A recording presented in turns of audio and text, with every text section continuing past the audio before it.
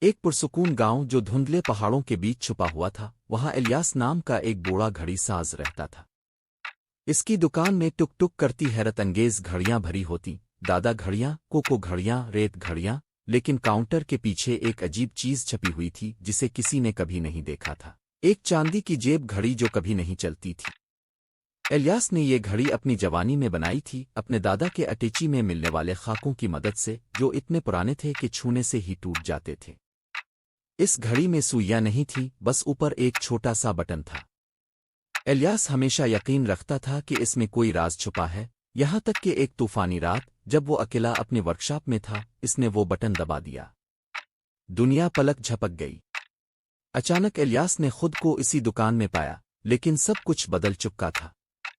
گھڑیاں نئی تھیں، اس کے ہاتھ جوان تھے، اور باہر پتھریلی سڑکوں پر گھوڑا گاڑیاں دوڑ رہی تھیں۔ وہ 50 سال پیچھے وقت میں پہنچ چکا تھا۔ کئی دنوں تک الیاس گاؤں میں گھومتا رہا، ان لوگوں کے کم عمر روپ سے ملتا رہا جنہیں وہ ساری زندگی جانتا تھا۔ اس نے اپنے آپ کو بھی دیکھا، ایک خوابوں سے بھرا لڑکا جو اپنے دادا کے ساتھ کام کر رہا تھا۔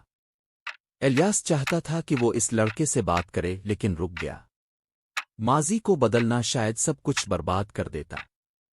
اس لیے اس نے صرف ایک نوٹ لکھا اور خاموشی سے لڑکے کے ورک بینچ کی دراز میں رکھ دیا۔ نوٹ میں لکھا تھا، وقت کو قابو میں نہیں کرنا، بس سمجھنا ہے۔ بناتے رہو، تم اپنی راہ ڈھونڈ لوگے۔ ایک آخری نظر ڈال کر الیاس نے پھر بٹن دبا دیا۔ دنیا نے ایک بار پھر پلک جھپکی۔ وہ اپنی بوڑھی حالت میں حال میں لوٹ آیا۔ گھڑیاں اب بھی ٹک ٹک کر رہی تھیں، لیکن کچھ بدل چکا تھا۔ اس کے بینچ پر ایک نیا ڈیزائن پڑا تھا، ایک جیب گھڑی جو آہستہ آہستہ ٹک ٹک کر رہی تھی اور نرم نیلی روشنی سے چمک رہی تھی۔ الیاس مسکرا دیا۔ وقت نے بات کی تھی اور اس نے سن لی تھی۔